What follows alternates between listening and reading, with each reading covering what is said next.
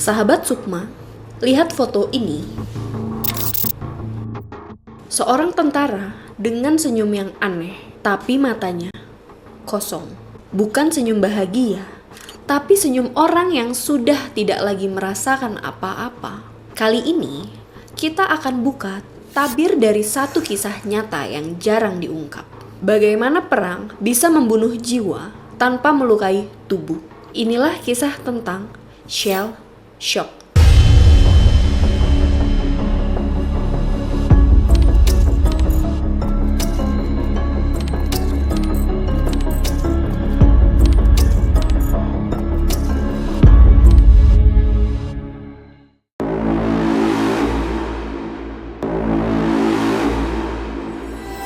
Perang Dunia Pertama adalah Perang Parit.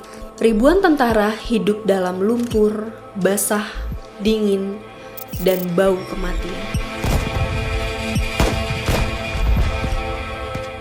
Setiap hari, mereka mendengar bom jatuh, tidak tahu kapan giliran mereka. Mereka makan di samping mayat, tidur dengan mata terbuka.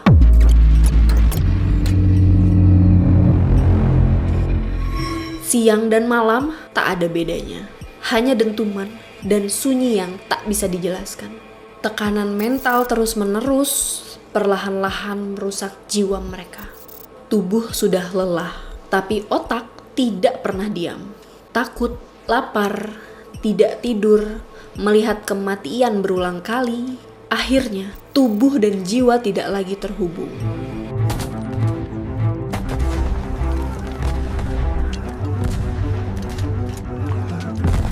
Gejalanya diawali dari rasa gelisah, lalu gemetar, lalu bisu. Lalu, mereka hanya duduk, diam, seolah otak mereka sudah padam. Mereka masih hidup, tapi bukan diri mereka yang dulu. Shell shock muncul dengan gejala aneh. Ada yang tertawa sendiri, ada yang tidak bisa berbicara, ada yang lumpuh tanpa penyebab fisik, ada yang menangis tanpa suara, dan ada yang menatap kosong selama berjam-jam.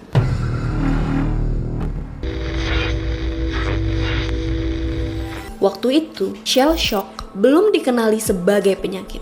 Mereka yang mengalami gejala ini dianggap pemalas atau pengecut. Sebagian disiksa, dikirim kembali ke medan perang. Ada yang ditembak oleh pasukannya sendiri. Bukan karena mereka takut, tapi karena mereka sudah rusak dari dalam. Untuk menyembuhkan, banyak dari mereka diberi terapi yang kejam.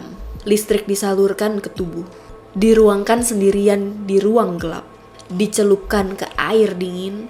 Sebagian mungkin pulih, tapi lebih banyak yang pulang tanpa suara dan tanpa jiwa.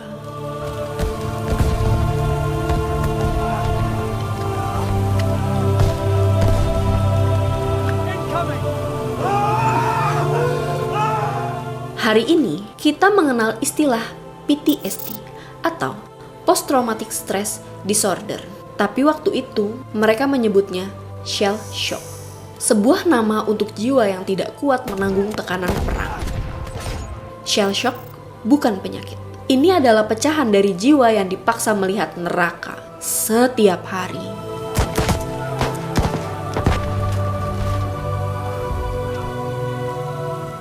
Sahabat Sukma, foto yang kita lihat di awal adalah wajah dari seseorang yang sudah hilang sebelum mati. Mungkin ia tak pernah tertembak, tapi jiwanya sudah lama pergi. Senyumnya adalah senyum orang yang sudah tak bisa menahan rasa takut atau sedih atau apapun. Punya kisah horor nyata yang ingin kamu bagikan? Kirim ke email tabirsukma@gmail.com.